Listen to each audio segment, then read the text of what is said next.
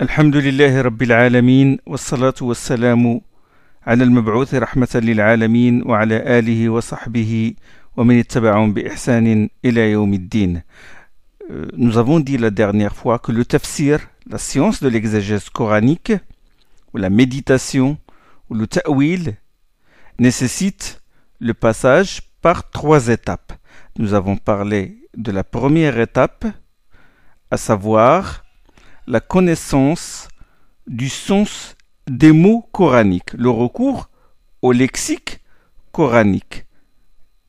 C'est normal, pour comprendre le verset, il faut d'abord comprendre le sens des mots qui constituent les phrases qui constituent ce verset-là. Donc, il faut recourir au lexique. Nous avons parlé des premiers lexiques, nous avons dit que qu'il y a des récits sur l'explication de certains mots qui remontent authentiquement à Abdullah ibn Abbas. C'est le plus ancien lexique. Et Inch'Allah, aujourd'hui, nous allons continuer ce dars. Nous sommes, je crois, le 26e dars de la série de leçons de l'Itqan de l'imam Suyuti. Alors, le lexique coranique, Gharib al-Qur'an, cette branche-là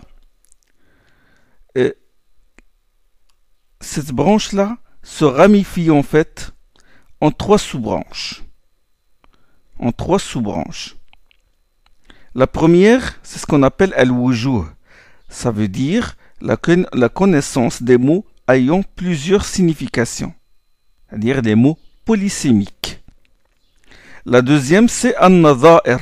Nadha'ir, c'est la connaissance de mots ayant une seule signification. Plusieurs mots ont en commun une seule signification. Si vous voulez, le nadha'ir, c'est l'inverse des wujuh. Et la troisième sous-branche, c'est ce qu'on appelle afrad. Afrad vient du fard, c'est-à-dire fard. Une farada, ça veut dire se distinguer. L'afrad, ce sont les exceptions. Ça veut dire les mots qui ont un même sens dans tout le Coran, sauf dans un endroit particulier où leur sens diffère. D'accord? Ça, on va, Inch'Allah, vous l'expliquer. Suyuti, à son habitude, il a commencé par citer certains de ceux qui ont composé des livres dans cet art, à savoir le Wujuh al-Nadha'ir. On va commencer d'abord par le Wujuh al-Nadha'ir. Il a dit صنف فيها قديما مقاتل بن سليمان ومن المتأخرين ابن الجوزي وابن الدامغاني وأبو الحسين محمد بن عبد الصمد المصري وابن فارس وآخرون. Alors, il a cité certains de ceux qui ont composé des livres sur le wujuh al-nadha'ir, le wujuh, des mots polysémiques, nadha'ir, c'est plusieurs mots ayant en commun une seule signification. Il a cité certains noms d'exégètes qui ont composé des livres dans cette science-là. Muqatil ibn Sulayman al-Balkhi, il a cité Muqatil ibn Sulayman. Muqatil ibn Sulayman, il est ancien, il est mort en 152 l'Hégire, ça veut dire 13 siècles à peu près. C'est un exégète. Il a composé un tafsir, le livre auquel fait allusion Suyuti quand il dit Muqatil ibn Sulayman, c'est Al-Wujuh wa al-Nadha'ir fi al-Qur'an al-Karim. Ce livre-là a été édité. Il est édité. Et puis il a dit, n'est-ce pas? Il a dit, il dit parmi les savants des générations postérieures, parce que Muqatil ibn Sulayman est ancien, parmi les savants des générations postérieures qui ont écrit sur ce sujet, As-Suyuti, il a cité Ibn al-Jawzi. Ibn al-Jawzi, il est venu plus tard. Ibn al-Jawzi, il est mort dans la fin du 6e siècle. Il y a 8 siècles déjà. Ibn al-Jawzi, quand il cite Ibn al-Jawzi, il fait allusion au livre Muntakhab Qurrat al-Uyun al-Nawazir في الوجوه والنظائر. منتخب قرة عيون النواظر في الوجوه والنظائر. Parce qu'il y a deux livres en fait. Il y a Muntakhab Qurrat Uyun Nawadhir fil Wujuhi wan Nadha'ir et il y a Nuzhatul A'yuni Nawadhir fi Ilm al-Wujuhi wan Nadha'ir. En fait, le premier, il est le résumé du deuxième. Il a fait deux livres il a fait deux livres et il a fait Nuzhatul A'yun et puis il l'a abrégé. Il l'a résumé dans le livre Muntakhab Qurrat Uyun Nawadhir fil Wujuhi wan Nadha'ir. Ça c'est parlons d'Ibn al-Jawzi. Il a dit, il a cité aussi Ibn al-Damarani. Ibn al-Damarani, il est mort à la fin du 5e siècle de l'Hégire. Ça fait 9 siècles. Ibn al-Damarani, il a écrit Islah al-Wujuh wa al-Nadha'ir fi al-Qur'an al-Karim. Ce livre il se trouve dans les librairies, il a été édité. Puis il a cité Mohammed ibn Abd al-Samad, Ibn al-Faris, d'autres auteurs. Puis bon, le Suyuti lui-même, comme il l'a signalé dans ce chapitre d'ailleurs, il a écrit un livre sur Al-Wujuh et il l'a intitulé Mu'tarak al-Aqran fi Mushtarak al-Qur'an. Il a consacré un chapitre déjà sur le Wujuh al-Nadha'ir, les polysémiques et les mots ayant un même sens, ayant en commun un même sens. Lui, il a consacré carrément un livre sur ça, sur le Wujuh al-Nadha'ir. Il l'a appelé Mu'tarak al-Aqran fi Mushtarak al-Qur'an. Je vais donner des exemples du Wujuh. Wujuh, terme polysémique comme j'ai dit. As-Suyuti, il a donné l'exemple du terme Huda. Huda, guidance. Il a dit qu'il a 19 wajh, 19 aspects, 19 significations. Le Huda, il a le sens de thabat, il a le sens de raffermissement. Le Huda, raffermissement, comme dans la sourate Al-Fatiha, Ihdina as-sirat al-mustaqim, raffermis-nous sur la voie de rectitude. Ad-din, il a aussi, le Huda a aussi le sens de religion. Inna al-huda hudallah. La religion, c'est la religion d'Allah, comme a dit Allah subhanahu wa ta'ala dans surat Al-Imran. Qul inna al-huda hudallah ay yu'ta ahadun mithla ma utitum. La religion, le huda, c'est le huda d'Allah. Et c'est le huda a le sens de religion. Et huda aussi, littéralement huda, le premier mot qui vient à l'esprit, c'est guidance, n'est-ce pas? Hada et hadi, c'est guider. Et huda, c'est guidance. Mais là, ça peut prendre d'autres sens. Il désigne aussi Rusul, wal-Kutub, les envoyés et les livres. فإما يأتينكم مني هدى. Ça c'est dans Surat Al-Baqarah. قلنا اهبطوا منها جميعا فإما يأتينكم مني هدى فمن تبع هداي فلا خوف عليهم ولا هم يحزنون. De ma part vous viendra une guidance.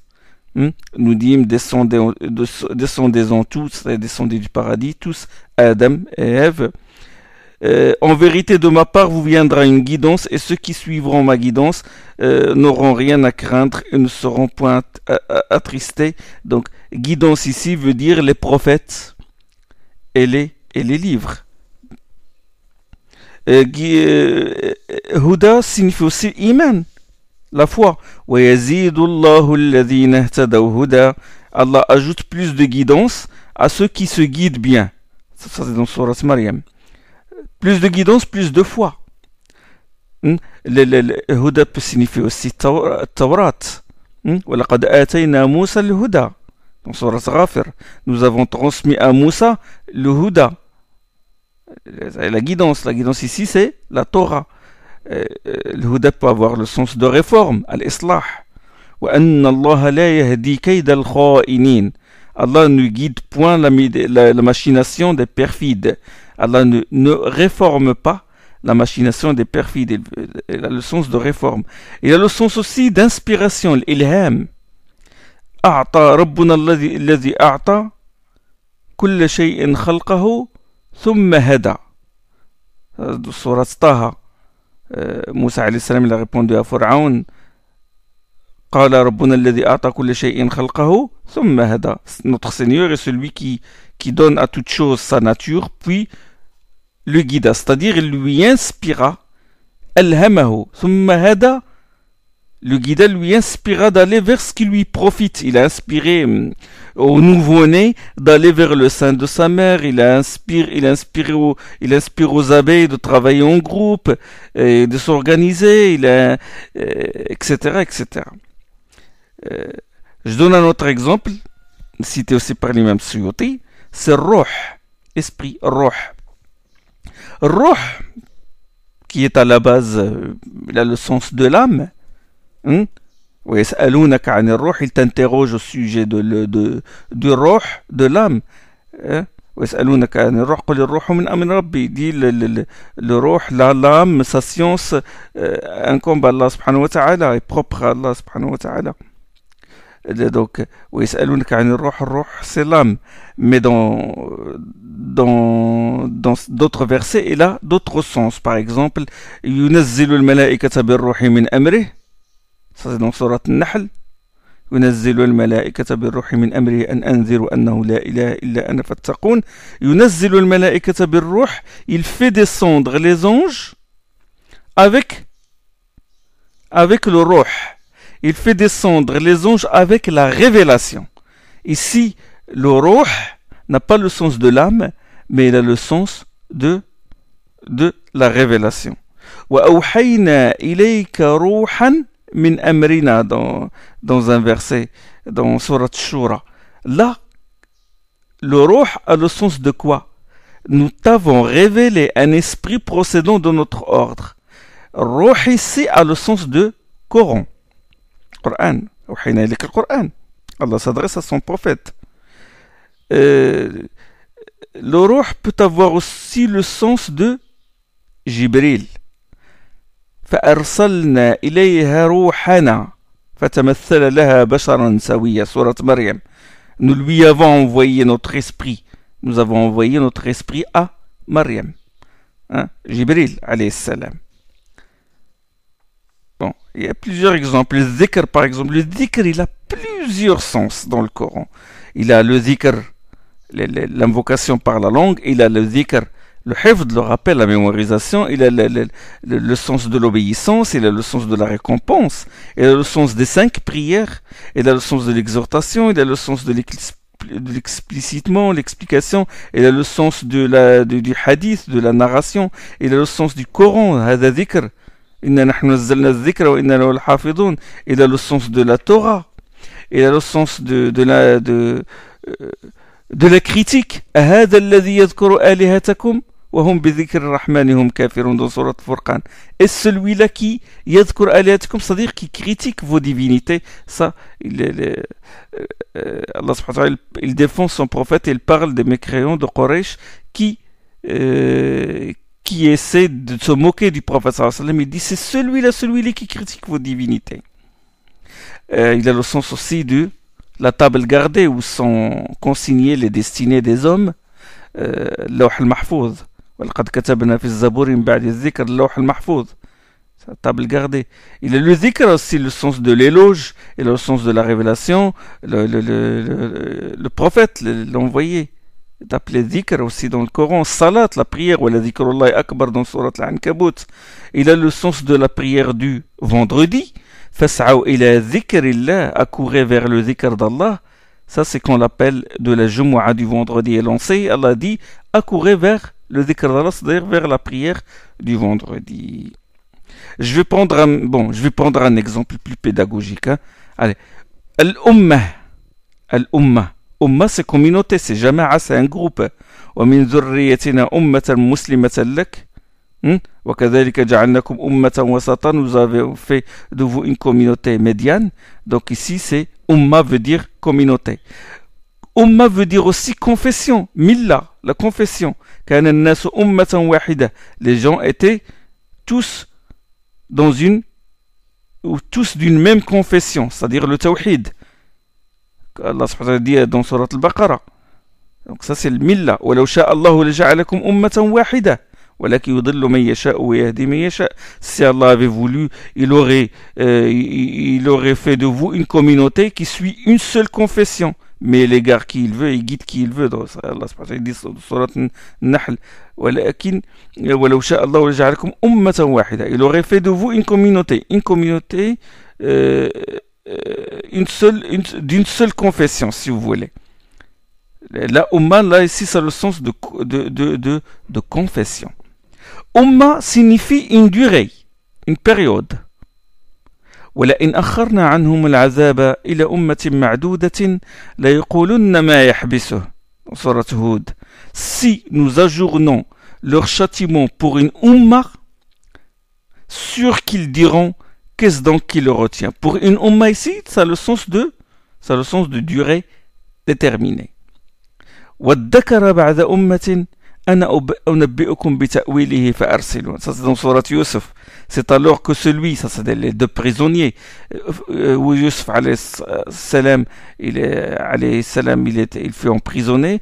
Et bon, vous connaissez l'histoire de ces deux compagnons de prison. Il a interprété leurs rêves, puis il a demandé à celui qui sera délivré ou qui sera relâché et qui est relâché indemne. Il lui a dit, bon, fais part à ton roi, parle-lui de mon cas, c'est-à-dire dis-lui, voilà, parle-lui de mon innocence, etc. Bon, c'est-à-dire dans le verset du Coran, ça c'est le rêve du roi et qui cherchait quelqu'un pour interpréter son rêve. Et là, le prisonnier, l'un des deux prisonniers qui était avec Youssef, qui avait été élargi, il s'était souvenu. Il s'était souvenu après Ummah, après des années, pas tout son temps, parce que des années, la personne il a oublié, et puis Youssef alayhi salam, il est resté des années en prison, l'épreuve des prophètes. Donc après Ummah ici, c'est après une certaine période. Leur dit, c'est moi qui vous en donnerai l'interprétation du rêve du roi. Le sens parmi les sens de Ummah, il y a imam, leader, le chef spirituel, comme dans quand Allah subhanahu wa ta'ala il dit Inna Ibrahima kana ummatan qanitan lillah. Ibrahim était une Ummah, ça veut dire qu'il était un imam. Ummah peut aussi avoir le sens de espèce, genre, espèce d'animaux. وَمَا مِنْ دَابَّةٍ فِي الْأَرْضِ وَلَا طَائِرٍ يَطِيرُ بِجَنَاحِهِ إِلَّا أُمَمٌ أَمْثَالُكُمْ. Il n'y a pas de bêtes sur terre ni d'oiseaux volants de leurs ailes qui nous constituent une Ummah comme vous, c'est-à-dire une espèce. Ça c'est dans Surat Al-An'am. Ça c'est des exemples du wujuh, c'est-à-dire des termes polysémiques. Alors passons maintenant à Nadha'ir, qui est l'inverse. Ce sont des mots, plusieurs mots, ayant en commun un sens, un seul sens. Ils sont peu nombreux, moins nombreux que les wujuh. Et pour les mettre en évidence, il faut faire une recherche minutieuse. En fait, les Nadha'ir, la difficulté réside dans la recherche de la différence entre les mots ayant en commun un même sens. C'est ça la difficulté. Ceux qui ont travaillé sur Nadha'ir, ils travaillent sur les différences subtiles entre les mots ayant un même sens. C'est pour cela que certains savants appellent Nadha'ir. Vous savez, Nadha'ir, ça veut dire semblable. Hada nadhir ou kada, ça veut dire telle chose, elle est semblable à telle chose. Nadha'ir, comme j'ai dit, certains savants les ont appelés al-furuq, les différences. Les différences, ce sont les différences subtiles. Comme Kitab al-Furuq d'Abu Hilal al-Askari. Il est un poète, un littéraire et un faqih du 5e siècle de l'Hégire. C'est les différences. Exemple, les différences comme les différences entre al-khawf et al-khashya. Al-rahba, al-faza', al-wajal. Ils désignent tous la peur. Ils comportent tous le sens de la peur. Mais il y a des différences sensibles entre ces mots-là. Il y a des différences entre ces mots. Comme le khashya. Le khashya est une crainte accompagnée de vénération. C'est une chose accompagnée de... C'est une peur accompagnée de science. Allah a attribué la khashya aux ulama, aux savants. Innama yakhsha Allah min ibadihi al-ulama. Seuls sont qui craignent Allah, seuls les ulama, les savants craignent Allah subhanahu wa ta'ala. Donc, qu'ils le craignent avec science parce qu'ils le connaissent. Donc, quand on khashia, c'est une peur accompagnée de science. Et les différences, par exemple, la différence entre le khushu' et le khudu'. Le khushu' est accompagné d'une crainte révérentielle. Non, il ne peut pas, le khushu' ne peut pas être, bien sûr, le khushu' et le khudu', ils ont pour sens commun, quoi? L'humilité. L'humilité. Seulement le khushu', c'est une humilité qui n'est pas hypocrite, qui ne peut pas être artificielle. On ne peut pas affecter le khushu'. Quant au khudu', il peut ne pas être accompagné de crainte. C'est une humilité, mais c'est plutôt une soumission. On peut se montrer soumis sans le vouloir. D'accord? Bon, bref, des différences subtiles comme le khatm et taba', le scellement des cœurs, et taba'a ala qulubihim, il a scellé leur cœur, et khatama ala qulubihim, il a scellé, il a posé un sceau sur leur cœur. Mais il y a des petites différences subtiles entre ces deux mots-là. Le khabar et le naba aussi, le hila et le makr, la ruse et la machination, le kaid et le makr aussi. Ils ont tous la notion de machination, de complot, mais il y a des différences. Seul un grand expert en linguistique peut déceler. C'est bon? Donc, on a fait le wujuh, nazair, et maintenant on est arrivé à l'afrad. L'afrad, c'est la troisième sous-branche. D'accord? La troisième sous-branche. Troisième sous-branche, ce sont les exceptions dans le Coran. Ce sont des significations exceptées des significations courantes dans le Coran. Ce sont des exceptions. Ibn al-Faris, il a composé un livre sur ça. Hein. Ahmed ibn al-Faris, c'est un linguiste. Il est mort en 395 de l'Hégire. Hein. Il a fait un petit livre qui s'appelle Afrad. Bon, donc l'afrad, c'est le mot ayant un sens déterminé dans tout le Coran, sauf dans un passage où il a un sens différent. Je vais donner un exemple. Le buruj. Le buruj, ce sont les étoiles. وَلَقَدْ جَعَلْنَا فِي السَّمَاءِ بُرُوجًا وَزَيَّنَّاهَا لِلنَّاظِرِينَ. Dans Surat al-Hijr, nous avons placé dans le ciel des étoiles. وَالسَّمَاءِ ذَاتِ الْبُرُوجِ. La Surat al-Buruj, par le ciel orné d'étoiles ou de constellations. De toute façon, buruj signifie les étoiles. Dans tout le Coran, on trouve que le buruj signifie les étoiles. Sauf dans un seul verset. أينما تكونوا يدرككم الموت ولو كنتم في بروج مشيدة. Où que vous soyez, la mort vous atteindra. Fussiez-vous dans des buruj Mouchayyada, ça veut dire des palais fortifiés. Là, le sens de palais. Autre exemple, tuhusban dans le Coran, le sens de compte, de calcul. Il y a la notion de mesure. Husban. Vous savez, husban, ça dérive de hasaba. Hein? Hasaba. Hasaba, compter. Hein? Calculer. والشمس والقمر بحسبان. Dans Surat al-Rahman, le soleil et la lune selon un calcul précis.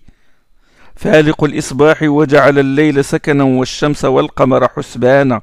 Le soleil et la lune, Allah en a fait une mesure de temps. Dans Surat al-An'am. Donc, Husban ici a le sens de calcul, de compte. Sauf dans la Surat al-Kahf. Là, c'est un fard. Voici l'afrad.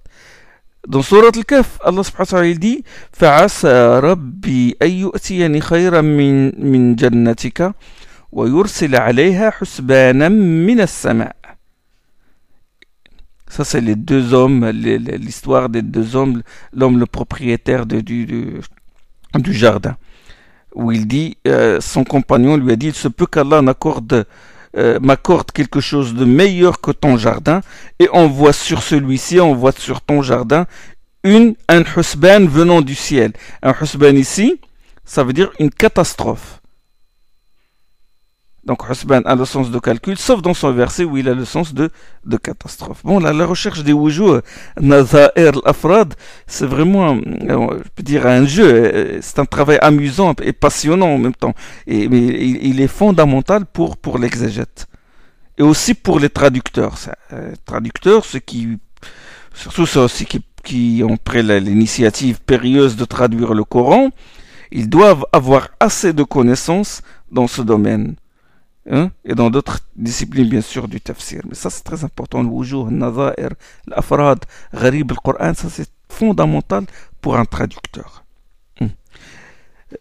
Puisqu'on est encore dans le gharib, dans le lexique coranique, l'étude du mot coranique, rappelez toujours, quand je parle de gharib, l'étude du mot, la connaissance du mot, pris isolément, je ne parle pas de sens de phrase. Je dis, puisqu'on est encore dans le gharib, c'est-à-dire le vocabulaire coranique, une question en rapport avec ce sujet. Est-ce qu'il y a dans le Coran des mots étrangers? Est-ce qu'il y a dans le Coran des mots non arabes? Avant cette question, est-ce qu'il y a dans le Coran des mots arabes qui ne font pas partie de la langue arabe de Quraysh? La réponse est oui, nous en avons parlé quand on a traité le sujet des 7 ahraf, 7 modes de formulation. Et cette question, elle réapparaît ici parce qu'elle a un rapport avec le chapitre du gharib, avec le chapitre du vocabulaire, du lexique coranique. D'ailleurs, As-Suyuti, rahimahullah, l'a mentionné globalement dans le 16e chapitre, modalité de la descente synthétique, fi kayfiyyati inzalih, ça on en a parlé. Et l'a mentionné ici juste après le 36e chapitre. Ça veut dire le 36e chapitre, comme je vous ai dit la dernière fois, c'est la connaissance du gharib. Il l'a cité ici, dans le 37e chapitre. فيما وقع فيه بغير لغة الحجاز. Mot coranique n'appartenant pas au parler du Hijaz. Donc, bon, ce qui prédomine dans le Coran, c'est la langue de Quraysh. Mais il y a des mots appartenant aux autres parlers arabes, car il y a consensus là-dessus déjà. Déjà consensus qu'il y a des mots arabes des autres tribus arabes dans le Coran. Al-Bukhari, il a mis un chapitre dans son Sahih qu'il a intitulé باب نزل القرآن بلسان العرب نزل القرآن بلسان قريش والعرب. Chapitre, le Coran est descendu en langue de Quraysh et des Arabes. Il y a des exemples, Suyuti a cité plusieurs exemples, comme exemple lina, ma qata'tum min lina, tout lina, toute lina que vous avez coupée ou que vous avez épargnée dans Surat al-Hashr. Lina ici, c'est nakhla, palmier. Palmier. C'est dans la langue des Aws, de la tribu de Aws, la tribu médinoise de Aws. Ya'zubu. Ya'zubu. وما يعزب عن ربك من مثقال ذرة في الأرض ولا في السماء. Ça, Allah le dit dans Surat Yunus. Ya'zubu, ça veut dire échapper, yaghibu. Mais Ya'zubu, c'est la langue de la tribu de Kinana. C'est pas la langue Qurayshite, Ya'zubu. Quraysh, il dit yaghibu. وما يعزب عن ربك, il n'échappe pas à ton Seigneur, rien n'échappe à ton Seigneur. Hein? Rien dans les cieux et dans la terre, la moindre particule minuscule n'échappe pas à ton Seigneur. وما يعزب عن ربك من مثقال ذرة في الأرض ولا في السماء. Comme autre terme, al-kharrasoun. Al-kharrasoun, قتل al-kharrasoun. Al-kharrasoun dans le Coran, c'est Al-Kharrasoun, c'est le kadhaboun, ça veut dire les menteurs. Mais le Kharrasoun, c'est la langue de Kinana, de la tribu de Kinana. Midrara, yursil as-sama'a alaykum midrara, ça veut dire il fait descendre sur vous la pluie continuellement. Midrara mutatabi'a. Midrara, c'est une pluie continue. Midrara, c'est un mot de la tribu de Hudayl, c'est la langue arabe de la tribu de Hudayl. Wadusur. ودسر وحملناه على ذات ألواح ودسر, c'est dans Surat Al-Qamar, nous le transportâmes sur un arche, assemblage de planches et de dusur. Dusur ici a le sens de clou, le clou, masamir. Dusur, c'est un mot arabe de la tribu de Hudayl aussi. Il y a plusieurs mots appartenant au parler arabe non qurashite. des tribus arabes, les noms, les langues arabes, bon, il y a de Taqif, Jurhum, on trouve la langue de Jurhum, on trouve de Tamim, de Hudayl, de Khat'am, de Azd Shanoua, etc. Il y a des savants qui ont recensé 7 parlers arabes dans le Coran. Le maximum qui a été recensé est 50. Il a été recensé par Abu Bakr al-Wasiti dans son livre Al-Irshad fi al-Qira'at al-Arshar. C'est un livre sur les 10 récitations du Coran, Qira'at du Coran. Bon, revenons à notre question. Est-ce qu'il y a dans le Coran des mots étrangers? L'emprunt lexical dans le Coran, sujet qui intéresse énormément les orientalistes. Pourquoi? Ils cherchent les sources juives et chrétiennes du Coran, des arguments qui portent à croire que Mohammed a écrit entre guillemets le Coran, l'a forgé en s'inspirant des écrits des rabbins et des moines qui étaient en Arabie. L'influence, il parle de la fameuse influence la prétendue influence judéo-chrétienne sur le Coran et sur l'islam. Alphonse Mingana, qui est un prêtre orientaliste, ça c'est la fin du 19e siècle, d'origine kurde ou irakienne. Il a écrit un livre où il soutient qu'il y a derrière le Coran une tradition syriaque littéraire. Son livre il s'appelle Syriac Influence of the Style of the Quran, l'influence syriaque sur le style du Coran. Arthur Jeffrey prétend qu'il a recensé 275 mots principalement empruntés à l'araméen, à l'hébreu, au syriaque, au perse, à l'amharique, au grec. Son livre est intitulé The Foreign Vocabulary of the Quran, le vocabulaire étranger dans le Coran. Bon, plusieurs orientalistes ils ont parlé de ça. Noel Dekay, là on a parlé, et de Goldziher aussi. Bon,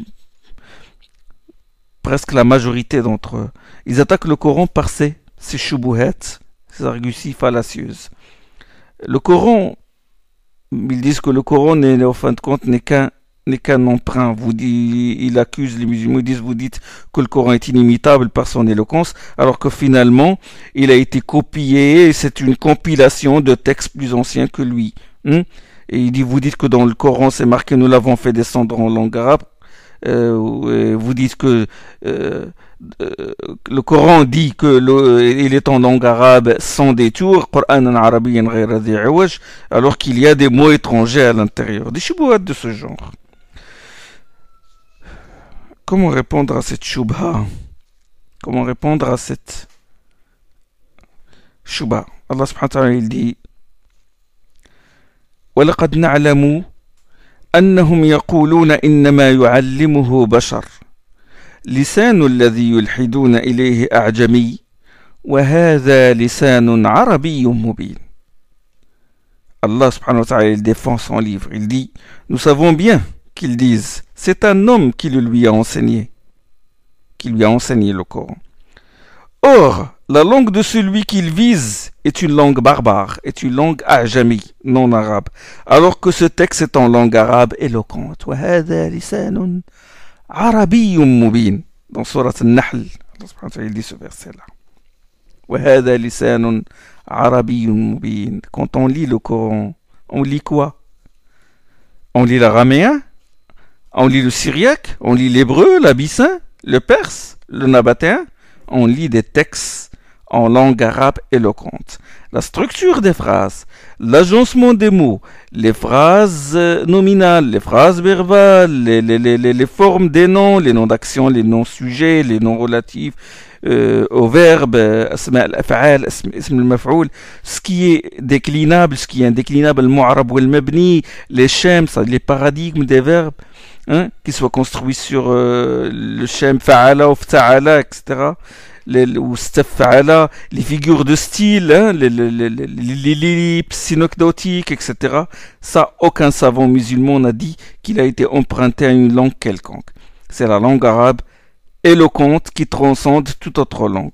Les orientalistes, à ce que je sais, aucun d'eux n'a osé dire qu'il a été tiré des autres langues. Ils s'attaquent quoi? Aux lettres, aux mots le lettre waw, ajouter, ils disent que ce mot-là, que cette lettre est ajoutée, والمقيمين والمؤتون الزكاة والمقيمين الصلاة, ils disent, tiens, والمقيمين الصلاة, il est mansoub, il est à l'accusatif, il est un nom-sujet, il est un nom complément, alors que والمؤتون الزكاة, il est marfou', etc. Il se concentre sur ces petits détails-là. Bien sûr, leur attaque sont vaines. Et ils s'attaquent aussi aux variantes, comme j'en ai parlé précédemment. Ils s'attaquent aux mots, hein, comme Coran. Ils disent oh, Coran provient du mot syriaque Keriana.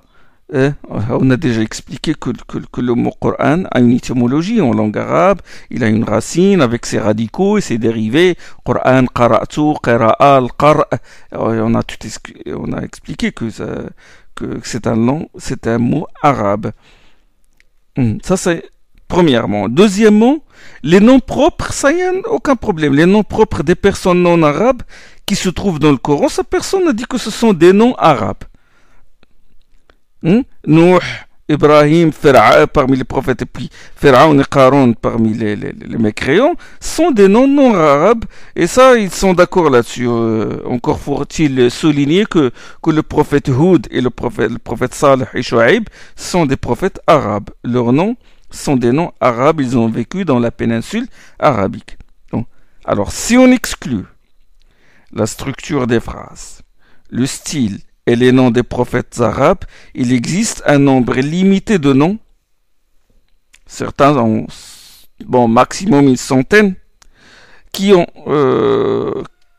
fait l'objet de discussions entre les ulama, entre les exégètes, les linguistes, les usulis aussi, à propos de l'origine étrangère de ces noms-là.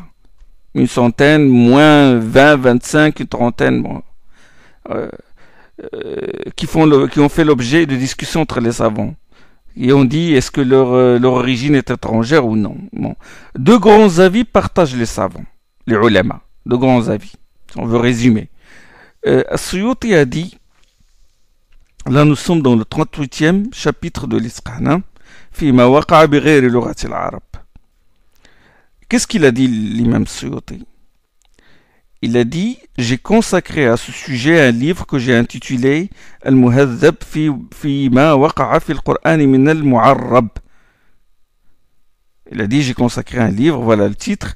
Puis il a dit,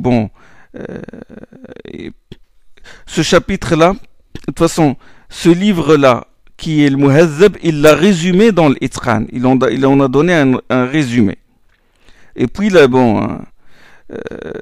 des exemples pour que vous ayez une idée sur les mots étrangers qui sont prétendument étrangers, comme akwab, istabraq, abariq, awab, bi'a, aljibt, jahannam, hawariyoun, zanjabil, salsabil, sundus, des mots comme ça, où on dit qu'ils sont d'origine étrangère, que ce sont des noms nabatéens, hébreux, syriaques, éthiopiens, etc.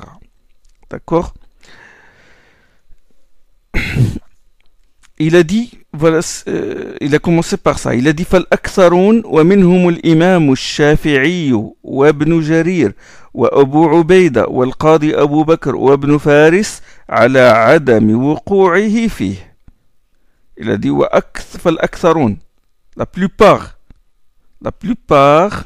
d'entre les ulama, notamment l'imam Shafi'i, Ibn Jarir Tabari, Shaykh al-Mufassirin, Abu Ubaida, il s'agit d'Abu Ubaida Ma'mar ibn al-Muthanna, Al-Qadi Abu Bakr, là, Al-Qadi Abu Bakr, il s'agit d'Abu Bakr al-Baqillani, et Ibn Faris, ça veut dire le linguiste. Ils soutiennent qu'il n'y a pas de nom non arabe dans le Coran. Ces grands savants soutiennent qu'il n'y a pas de nom non arabe dans le Coran.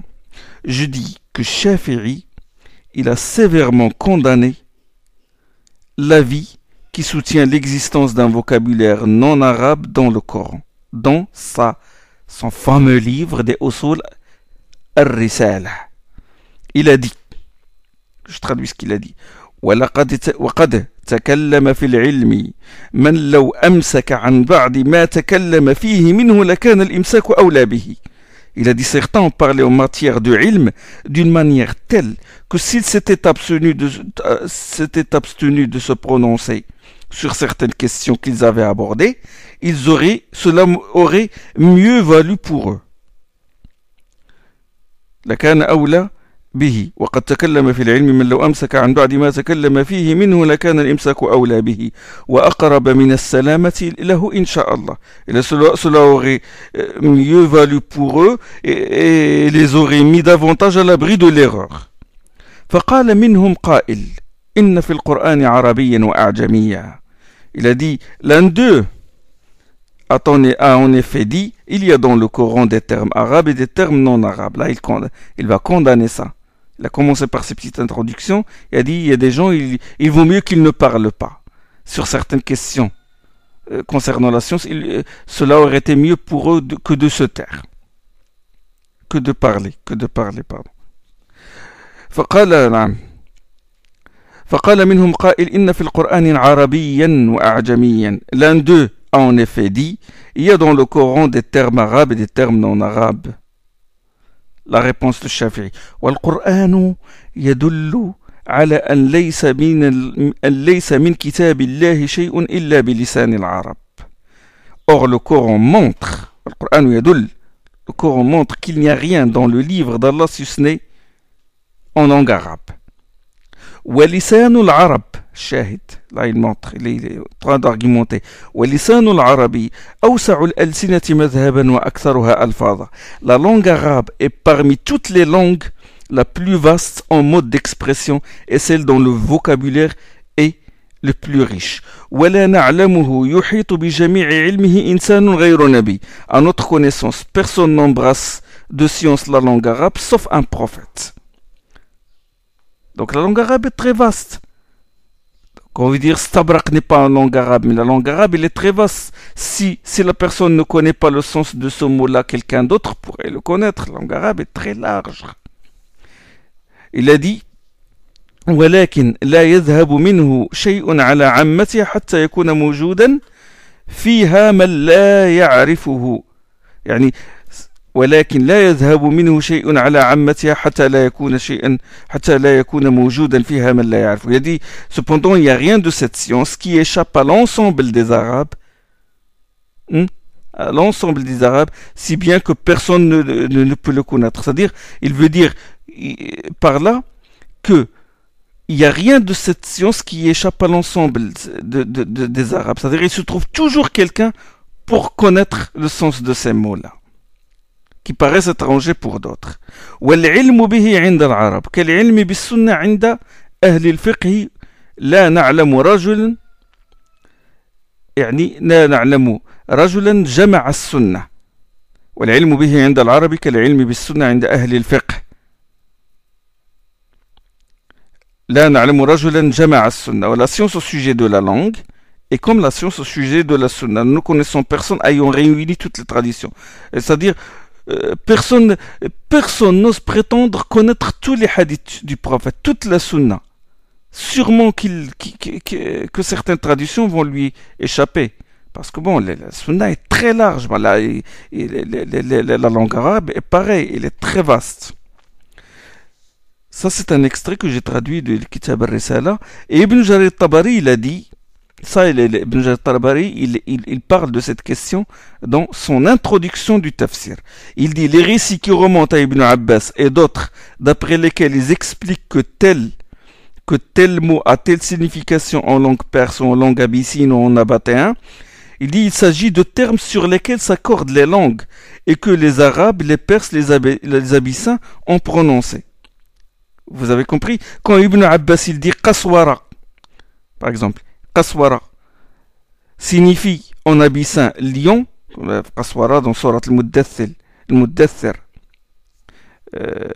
فما لهم عن التذكير non كأنهم حمر مستنفرة فرت من قسورة, comme des onagres excités et qui fuient un qaswara. Il fuit qaswara, ça veut dire lion. Ibn Abbas il dit qaswara c'est signifie lion en abyssin. Mais cela ne veut pas dire que ces termes-là ont été empruntés à l'abyssin, mais seulement que les deux langues ont en commun ces termes-là, tout simplement. C'est ce que veut dire l'imam Ibn Jarir al-Tabari, rahimahullah. Et parmi les savants contemporains qui soutiennent cet avis, il y a l'éminent savant Ahmed Mohammed Shakir, imam du hadith, vous savez, le grand imam du hadith contemporain. Il est reconnu par le Cheikh Al-Albani. Vous savez que le Cheikh Al-Albani, les trois grands savants qu'il reconnaît vraiment sont Ahmed Shakir, Cheikh Ben Baz et le Cheikh Al-Mubarak Fouri, l'Hindi, l'Indien. Et l'éminent savant Mohamed Ahmed Shakir, il a fait vous savez, il a fait le tahqiq de Musnad l'imam Ahmed, il n'a pas terminé. Il a fait aussi le tahqiq de Alfiyat Suyuti, le tahqiq de la vérification des hadiths aussi, des traditions du tafsir de Ibn Jarir al-Tabari avec son frère Mahmoud Shakir. Il est mort en 1958, rahimahullah. Ahmed Mahmoud Shakir, il a vérifié et expliqué le livre Al-Mu'arrab min al-kalam al-a'jami ala huruf al-mu'jam. Il a fait l'explication et il a vérifié ce livre-là. Ce livre-là, il est écrit par Abu al-Mansour al-Jawaliqi, qui est mort en 540 de l'Hégire. C'est un livre sur les mots, entre parenthèses, étrangers qui ont été arabisés.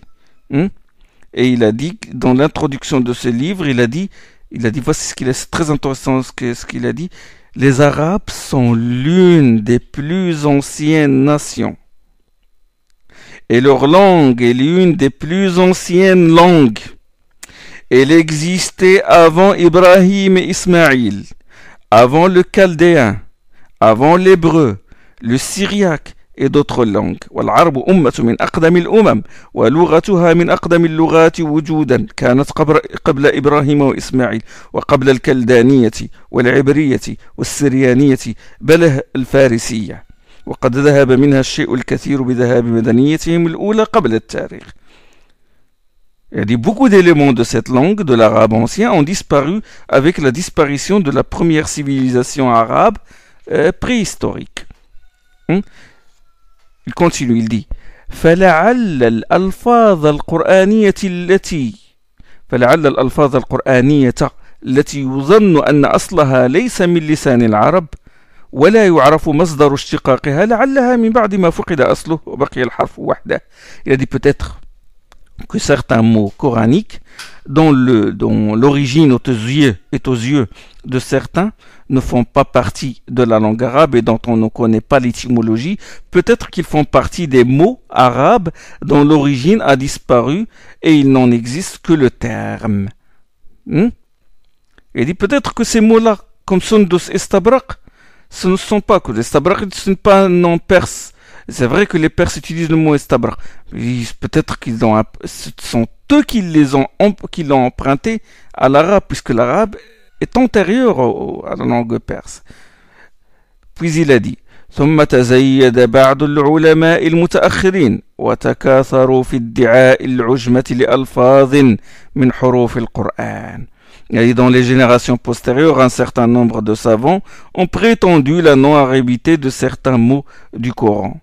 C'était même de la surenchère. وكلما رأى أحد فيها شبهة رأى في عجمتها طاروا بها وجمعوها إلى ما عندهم حتى ألفوا في ذلك كتبا. وكلما رأى أحد منها شبهة رأى في عجمتها طاروا بها وجمعوها إلى ما عندهم حتى ألفوا في ذلك. Chaque fois que l'un d'eux voit un soupçon de non-arabité dans un mot, il voit qu'un nom il a une certaine sonorité qui lui rappelle une langue étrangère, il se hâte, a dit Ahmed Shakir, طاروا بها وجمعوا, il se hâte de l'ajouter aux autres mots qu'ils ont réunis au point d'en faire des livres.